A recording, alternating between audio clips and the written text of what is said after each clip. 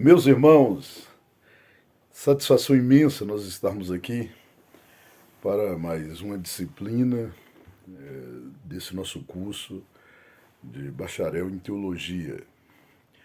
Alunos do Instituto Educacional Ebenezer. Dessa feita, nós iremos falar sobre a história do cristianismo. Pensar a história do cristianismo, pensar os seus primórdios, pensar as suas origens, voltar no tempo, há 2000 anos atrás, com o nascimento de Jesus, e pensar a antiguidade oriental.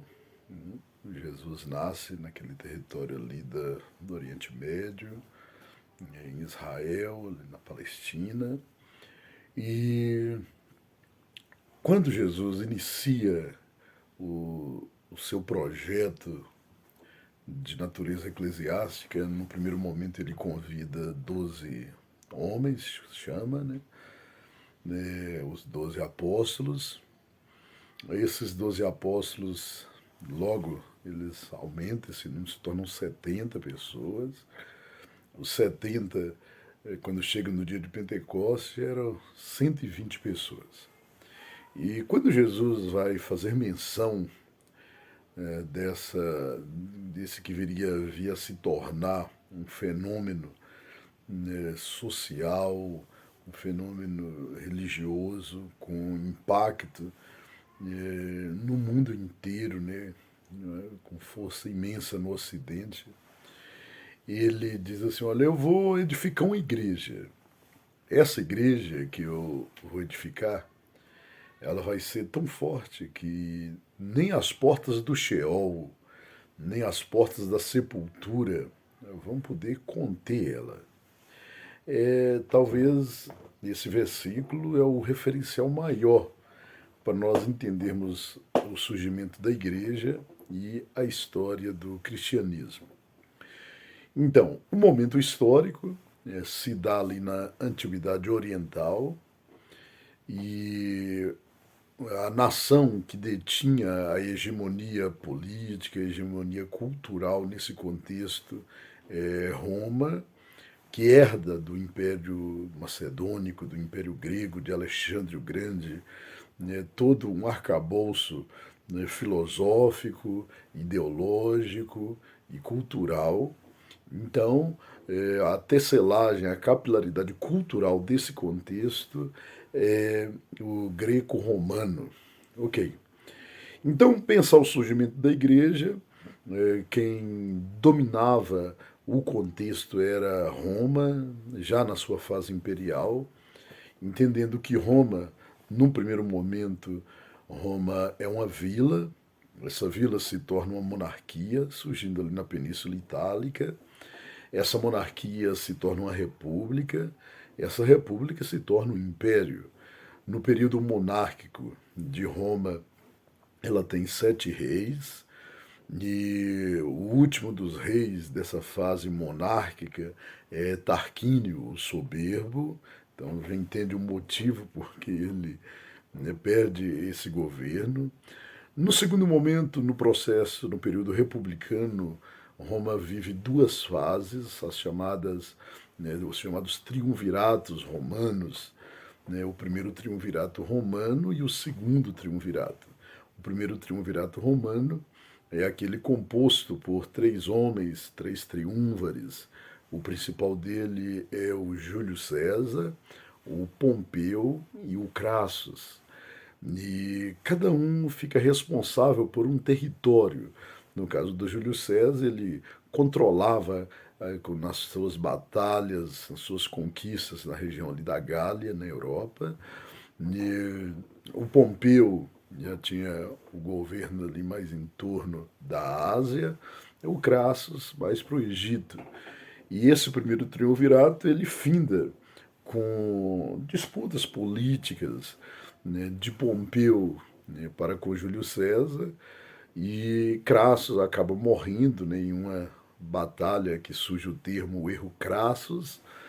E esse embate entre Pompeu e Júlio César ele fica mais acirrado quando Júlio César está nas suas conquistas na Gália, e Pompeu começa a colocar o Senado contra Júlio César. Júlio César vem com seu exército.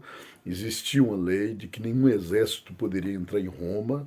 Júlio César chega e o rio Rubicão está à sua frente, e ele simplesmente diz: a sorte está lançada. Ele entra dentro de Roma, Pompeu foge para o Egito, Júlio César vai ao seu encalço, Pompeu acaba sendo morto lá no Egito. Alguém queria fazer média com Júlio César e essa média não dá muito certo. E nesse contexto dá o encontro de Júlio César com Cleópatra, e aquela história que a gente conhece. Bom, Júlio César volta do Egito, ele é assassinado pelo Senado romano, e o assassinato de Júlio César deixa Roma perto de uma guerra civil, quando ascende o segundo triunvirato, que é composto pelo sobrinho filho de Júlio César, que é o Caio Otaviano, e pelo Marco Antônio e pelo Licínio. Então forma assim o segundo triunvirato romano. Bom, o segundo triunvirato e a fase republicana acaba quando o Marco Antônio apaixona pela Cleópatra do Egito, e um embate entre ele e Caio Otávio acontece na chamada Batalha do Actium. E é nessa batalha que surge um dos nomes, né, que é um general de esquadra de Júlio César chamado Tibério. E esse Tibério nós vamos ouvir falar dele logo na frente. Bom, fim então o segundo triunvirato, quando Caio Otaviano, né, se torna o primeiro imperador. Embora Júlio César seja considerado o primeiro, Júlio César não teve tempo de governar, ele foi assassinado pelo Senado. Então aqui nós temos Caio Otávio pegando essa sequência, e Jesus então nasce nesse contexto da Roma imperial, entre o segundo e o terceiro imperador romano. Jesus morre durante o governo de Tibério, aquela figura que era general de esquadra. Jesus nasce ali. Então é nesse contexto político, nesse contexto cultural, que que a igreja, que o cristianismo está surgindo. Como eu disse no início, surge no primeiro momento, são 12 alunos, dos 12 discípulos, se tornam 70, se tornam 120. Depois do dia de Pentecoste, o Pedro, cheio do Espírito Santo, prega aquela mensagem, e 3.000 almas se rendem, uma segunda mensagem, 5.000 almas se rendem. E do nada, de um dia para outro, em pouco tempo, a igreja estava então lá 8.120 pessoas. Bom, e agora o que fazer? No primeiro momento, a igreja sempre foi um elemento dialético, né, dentro desses processos cultural. No primeiro momento, tem o embate, o surgimento do cristianismo, ele tem um embate com o judaísmo, ali operante em Israel. No segundo momento, contra a religião romana, a religião pagã romana. Então, nesse primeiro momento, essa perseguição que vem dentro da religião judaica, do judaísmo, eh, essas perseguições elas se somam, né, a alguns imperadores também, e os apóstolos têm que fugir. Fugir, espalha-se. Então, no segundo momento, a igreja ela vai se consolidar em torno da Ásia Menor. Não confunda a Ásia Menor com a Ásia continental. A Ásia Menor, aquele território em torno da Turquia, hoje da Grécia, foi ali que a igreja encontrou as suas condições de se expandir, para a Europa Ocidental. Ok, então, no primeiro momento, essa igreja que surge, a narrativa do livro de Atos, vai contar um pouco, né, da história dessas lideranças e dessa igreja que ainda era menina. Dentre essas lideranças, se faz menção um pouco de Pedro, de Paulo, de Filipe, de Estevão, né?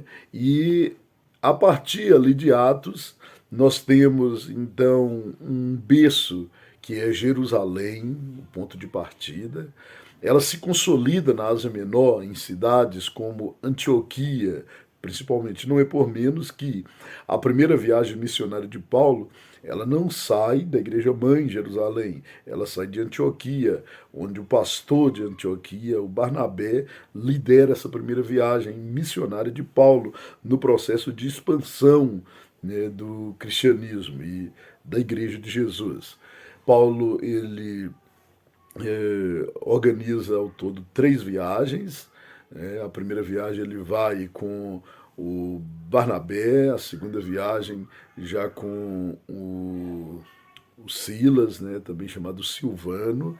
A terceira viagem ele acaba voltando em Jerusalém, é preso e é conduzido a Roma, onde ele vem a morrer ali em Roma.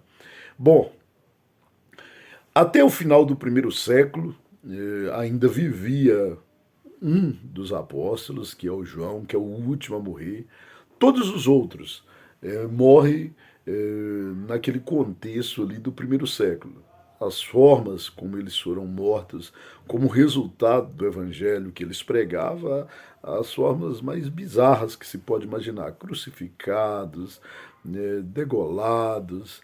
E João é o último a morrer de morte bem natural. Bom, fim do primeiro século. No final do primeiro século, alguns imperadores romanos, vendo o cristianismo como esse elemento dialético, esse elemento de embate, né, ao pagos, ao paganismo romano,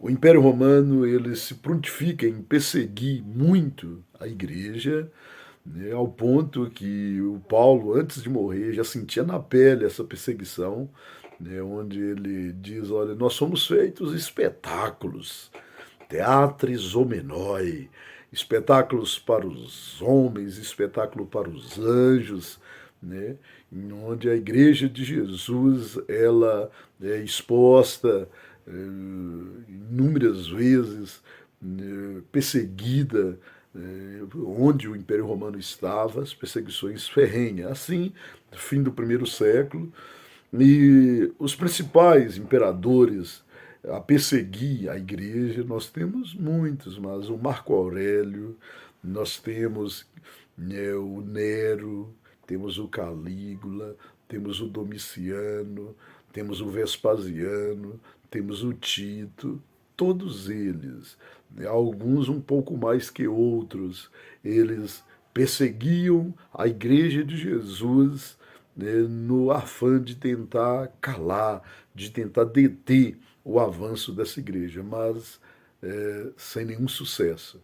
Um certo poeta romano define aquele contexto como dizendo que o sangue dos cristãos parecia ser um adubo, né, onde a semente do evangelho caía e florescia.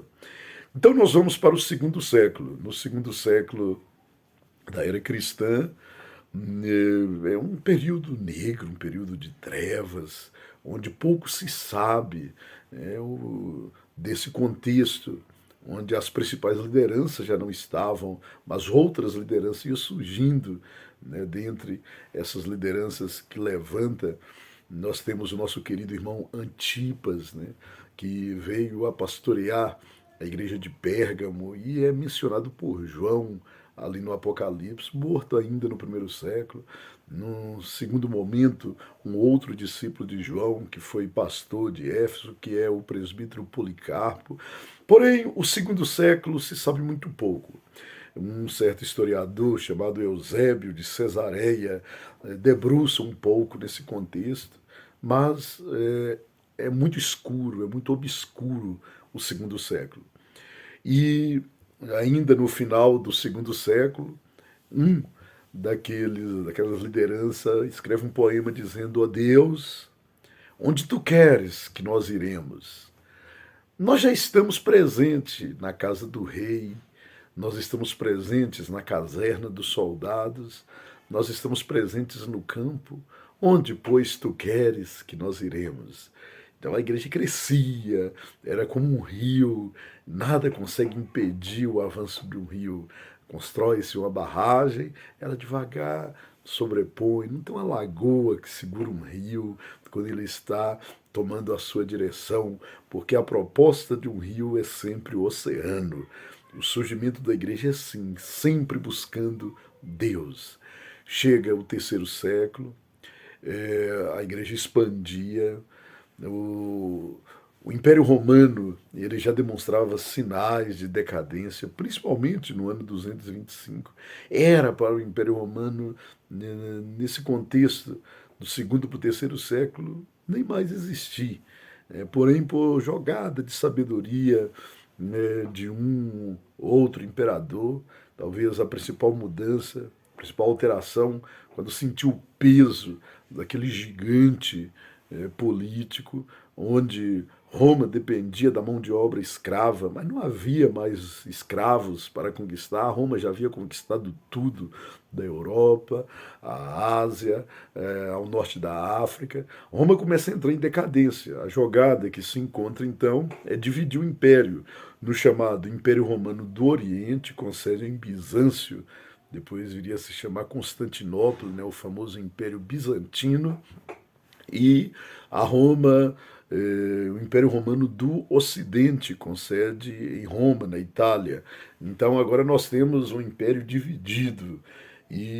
Porém, a história da igreja, nesse primeiro momento, ainda é contado a partir da Roma ocidental, do Império Romano Ocidental. Chega no quarto para o quinto século, essa decadência vai ficando cada vez mais forte. No ano 430, quinto século, que um dos imperadores romanos, chamado Constantino, ele vive aquela experiência. Ele vai para uma batalha e na batalha ele se define que ele tem uma visão de uma cruz pegando fogo e todos esses imperadores tinham um historiador que andava com eles, e no caso do Constantino era o Lacâncio, né? E ele conta para o Lacâncio e a experiência dele simplesmente diz, olha, né, um sinal de Deus para você, um sinal de Jesus, né? Vai lá e vence, né? Uma batalha que estava perdida, ele vence e ele quer se tornar cristão.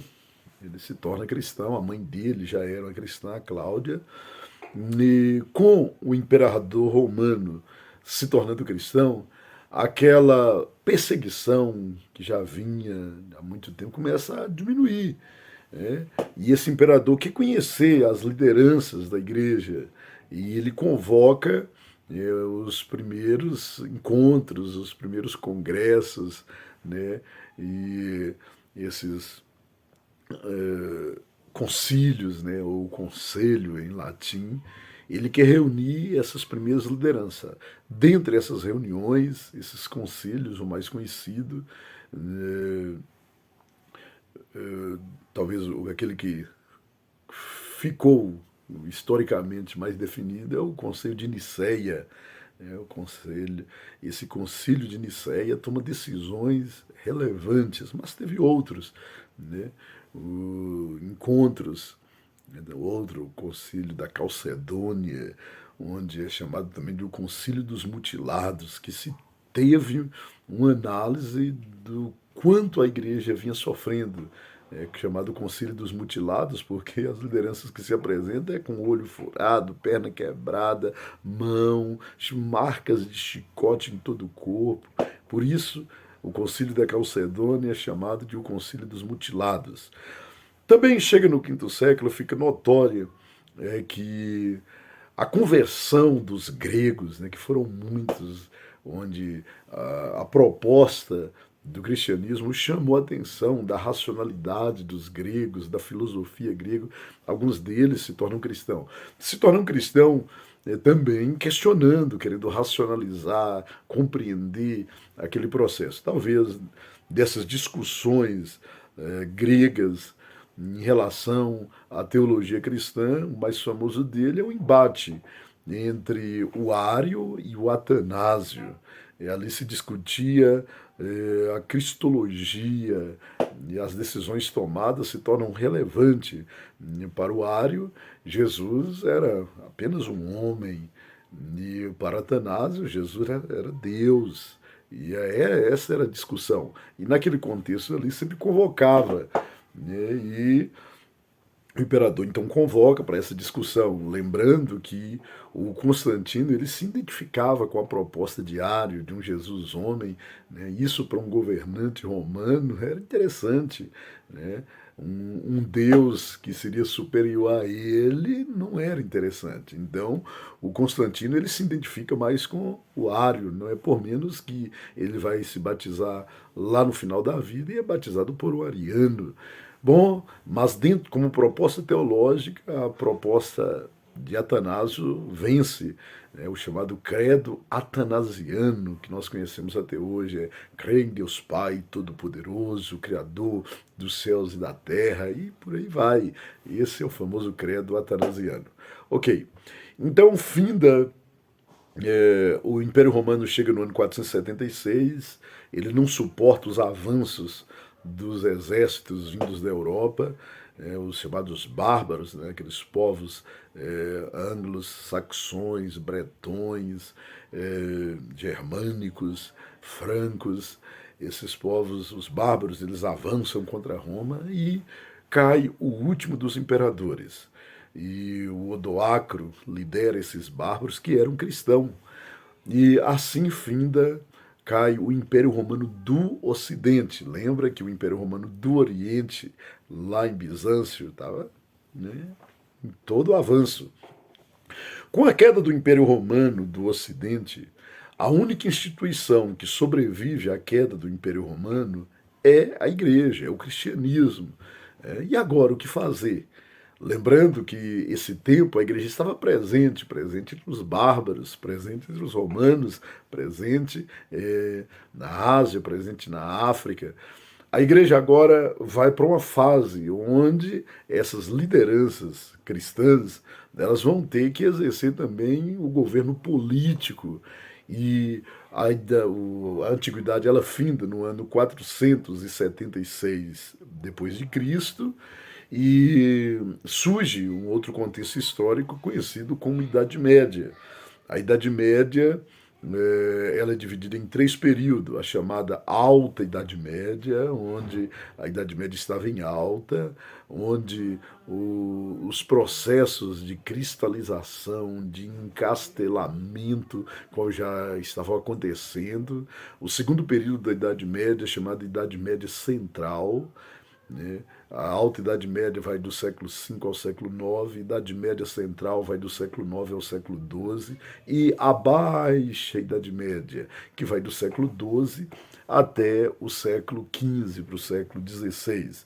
Esses 1000 anos de, de Idade Média, quando nós pensamos a Europa, a presença da igreja estava em todos os locais. Presença total da igreja, onde a igreja ela teve que pensar uma forma, né, de organizar a Europa, né, batalhas, embates dos bárbaros em todos os lugares, e a forma que a igreja encontra para organizar a Europa é aquele processo de colocar uma liderança, um rei fraco, né, num castelo, em alguma região.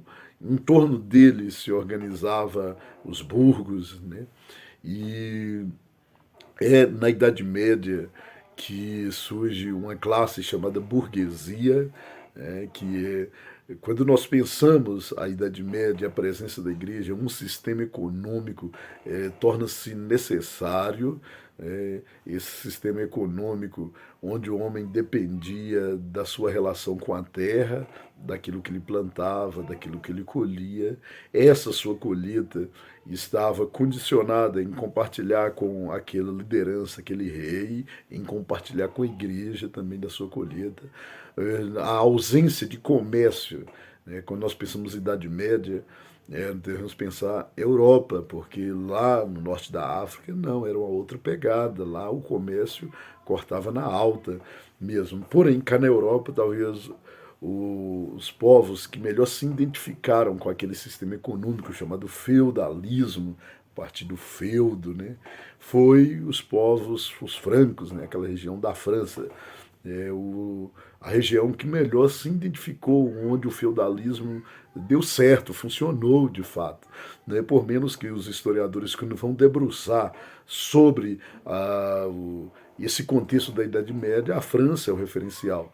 E a escola que melhor se debruça sobre isso é a chamada Escola dos Anais, a Escola dos Anales, aqui da década de 30. E historiadores como Fernand Braudel, como Marc Bloch, eles debruçam sobre a história da antiguidade e a presença da igreja ali na Europa. Pois bem, surge um movimento, né, que surge dentro da igreja chamado Césaropapismo, onde os papas ocuparam o lugar dos Césares, dos imperadores. Então ele era papa e era governante, era um político também. E assim a igreja se expandiu, se consolidou, se cristalizou dentro da Europa e em grande parte na África, na Ásia, onde ela estava presente, achou o seu caminho. Porém, na Idade Média, os desafios da igreja foram inúmeros. Né? Talvez os maiores desafios da igreja, no primeiro momento, se dá no século VII, onde surge uma religião lá na Península Arábica, que é o Islã. O Islã, num primeiro momento, ela tem uma relação bem passiva com a igreja, não só com o cristianismo, também com o judaísmo, mas num segundo momento essa relação fica tensa, os embates são inúmeros. O Islã, que estava ali na Península Arábica, atravessa o Mediterrâneo e vem para a Península Ibérica, cá na Europa, aquela região ali de Portugal, Espanha, França. A presença dos muçulmanos estava a todo vapor. Então esse é um desafio, ao ponto que chega um momento que a igreja precisa reagir, precisa de um guerreiro para expulsar esses muçulmanos. Aí surge uma figura chamada Carlos Magno, um rei franco da dinastia dos Carolíngios. E ele organiza seu exército e expulsa os muçulmanos da Península Ibérica. E, novamente, a liderança católica, lembrando que a partir do século V, o cristianismo, né, nessa institucionalização dele na chamada Igreja Católica Romana, ou a igreja que estava presente, universal, presente no mundo inteiro, né, e a figura dos papas, essas lideranças políticas. Então, século VII, o advento, o surgimento do Islã. Quando chega, meados do século X, século XI, surge um cisma na Igreja Católica. A Igreja Católica ela se divide na chamada Igreja Católica do Ocidente e Igreja Católica do Oriente. Aí vem a nossa Constantinopla. Então o cristianismo está rachado aí nesse contexto. Um outro desafio que a igreja tem que lidar são com as doenças, né? A mais conhecida dela é a peste negra, a peste bubônica, né? Nesse relacionamento da Europa com a Ásia. A dedução teórica é que um rato, né, trouxe um bulbo, trouxe um piolho, né, e esse piolho pica o homem aqui da Europa e surge a peste negra, a peste bubônica. Os povos da Ásia eles eram imunes, o sistema imunológico deles era resistente, mas o homem da Europa não. E nessa brincadeira, um terço de todos os seres humanos da Europa foram mortos, imagina. Então, inúmeros foram os desafios da Igreja Católica durante a Idade Média para manter aquela hegemonia, aquela presença consolidada, né, nesses 1000 anos. Os embates eram inúmeros. Ok.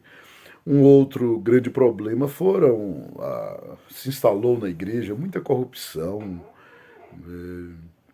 onde a consciência do evangelho, propagada pelos apóstolos, defendida ali no quarto, quinto século, quando no contexto da Idade Média, o papado, né, os papas, a corrupção se instala de forma acelerada e começa a surgir dentro da igreja também vozes discordantes, não somente vozes discordantes, mas movimentos, né, que estavam com disposição de alterar, né, tudo aquilo que estava acontecendo. Então, em meados do século XIII para o século XIV, surgem as primeiras vozes discordantes, né, com destaque para aqueles que nós chamamos de os pré-reformadores. Os mais conhecidos é o John Hus, né, aquele moço que nasceu na Boêmia, ali na Alemanha. Ele discorda da igreja, e isso, o Tribunal da Inquisição, criada pela Igreja Católica, mata John Hus, e surgem nomes como Jerônimo Savonarola, Zwingli, né? Essas vozes, elas vão criando forças com o tempo, né? Disse que o John Hus, quando é levado para a fogueira, ele diz: hoje vocês estão matando um ganso. A mãe dele criava muitos gansos ali na região da Boêmia, e ele diz: mas daqui a 100 anos Deus vai levantar um cisne, a esse vocês não vão matar, né? Então, essa é a voz discordante ali de tudo aquilo que se passava na Igreja Católica. Bom, surgem movimentos culturais também. O mais conhecido desse, do século XIV para o século XV, é o Renascimento, que surge ali na Itália, surge na cidade de Florença, o Renascimento florentino, onde artistas, intelectuais, eles começam a fazer com que a produção da arte tomasse outro rumo. Nomes como Leonardo da Vinci, Caravaggio, Donatello, né? Esse movimento cultural que surge ali em Florença, ele expande por toda a Europa, né? E surge renascentistas da Alemanha, como por exemplo o von Eyck, né? Que não era italiano, ele é um alemão. E o movimento renascentista, ela está ali, a igreja olhando de perto, onde as catedrais, no estilo gótico, completamente influenciado pelo Renascimento, até hoje existe ali na Itália, né, as pinturas de Leonardo da Vinci, de Michelangelo, espalhando arte por toda a Europa. Também o Renascimento, ele provoca um avanço científico no meio na navegação, né? Instrumentos como a bússola, o astrolábio, né, vai surgindo ali naquele contexto, e isso tudo tem um impacto na igreja. Lembrando que o Renascimento, ele não é um movimento ateísta, ele é um movimento humanista que surge ali, né, no contexto seio da igreja, com impacto na produção da arte, na arquitetura, né, na produção musical. E tudo isso, né, vai avanço para o chamado canto gregoriano do Papa Gregório, com influência bem renascentista. Bom, então nós chegamos ao século XVI. No século XVI, o mundo estava em transformação. É no século XVI que se descobre o novo mundo, que se descobre o continente americano. E, num primeiro momento,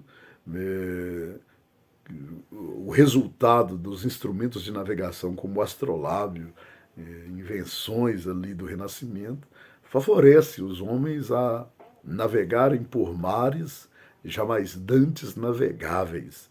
Assim descobre o Brasil, descobre a América, né, quando o Américo Vespúcio dá sua volta aqui em torno do continente.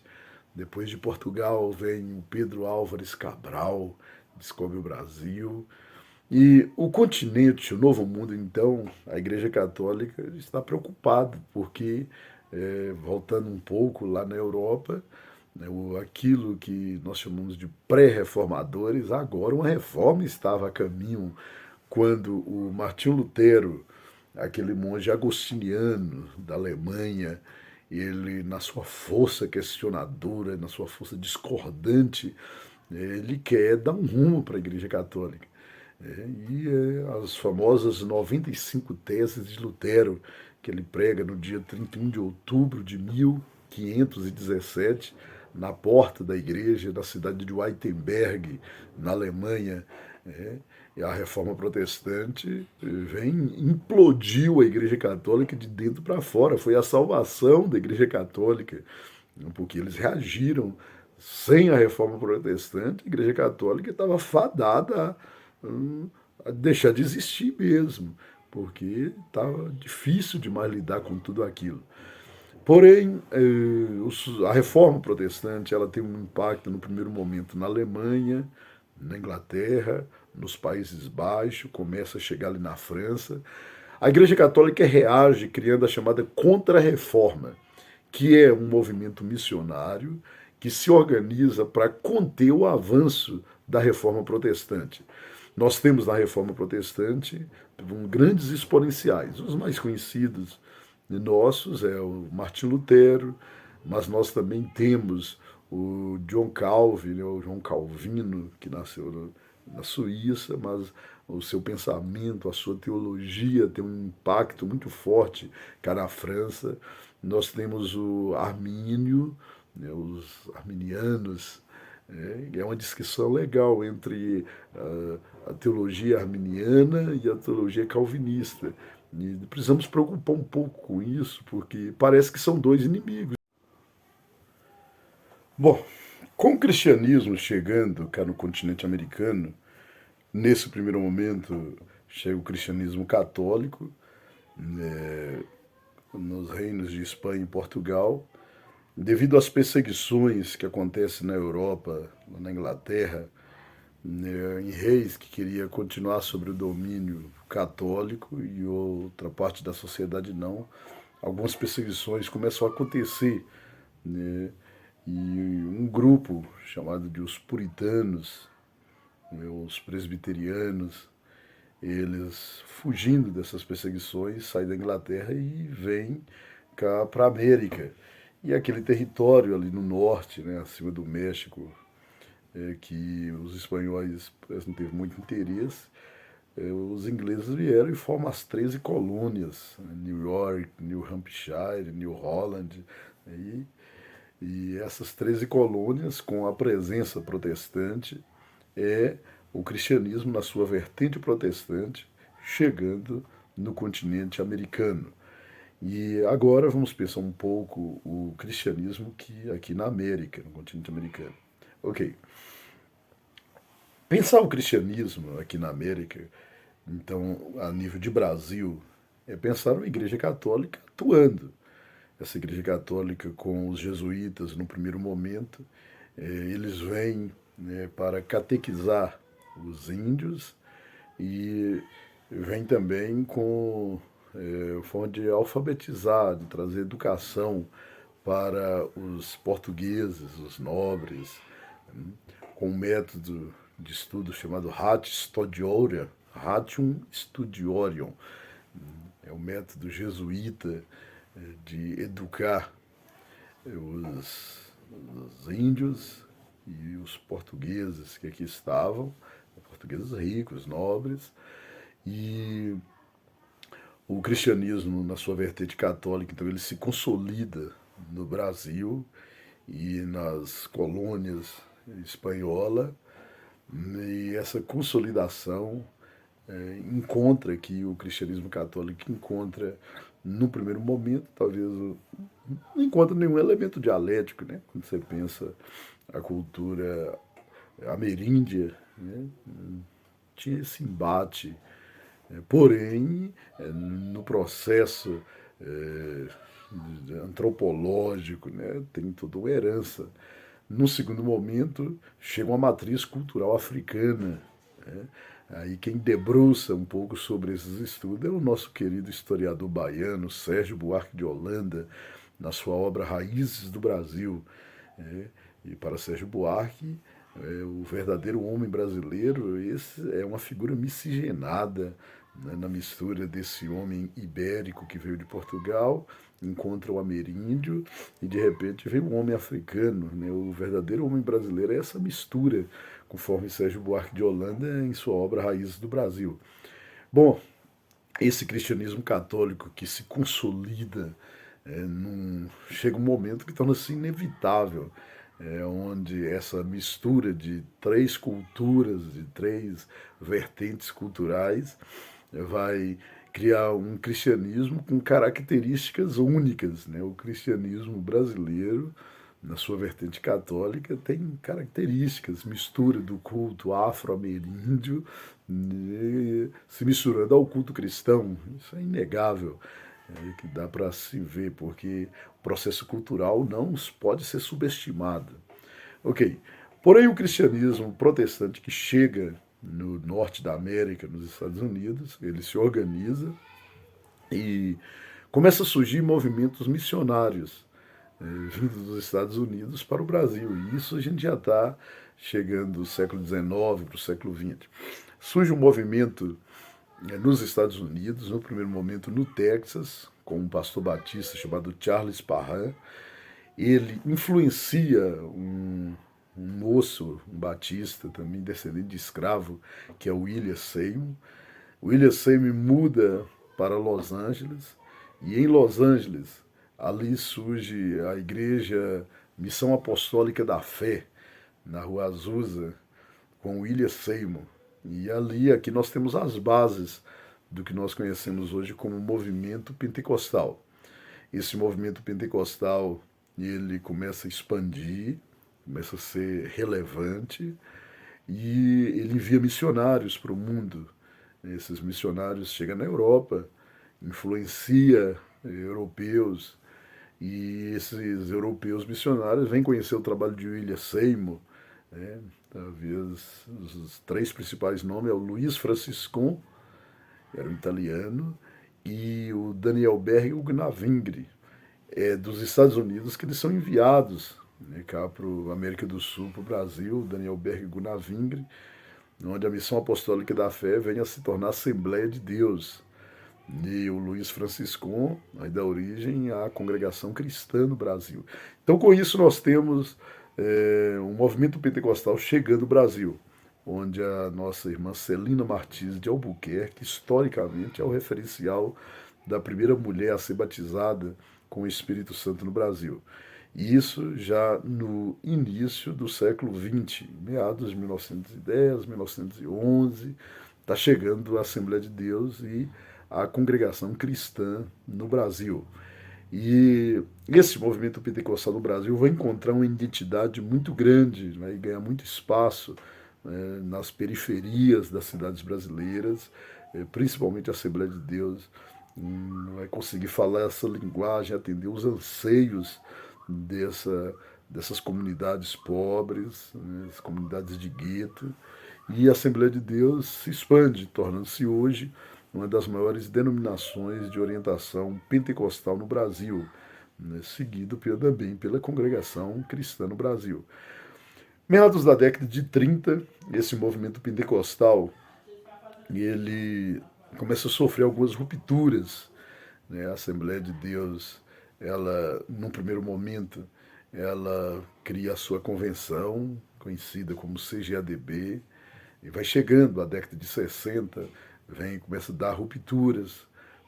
Dentro da Assembleia de Deus surge a Assembleia de Deus de Madureira, a CONAMAD, né, que já é a Assembleia de Deus, o movimento pentecostal em ruptura. Mas um outro movimento que surge nesse contexto é os chamados neopentecostais, né, com o bispo Roberto Macalister, né, talvez o referencial encontrado é ele, porque é da igreja liderado por Roberto Macalister que surgem nomes, né, conhecidos hoje no meio do cristianismo brasileiro, na vertente protestante, né, não sei se posso chamar nem de protestante, que são a Igreja Universal do Reino de Deus, que é a Igreja Internacional da Graça, movimentos como a Igreja Pentecostal Deus e Amor,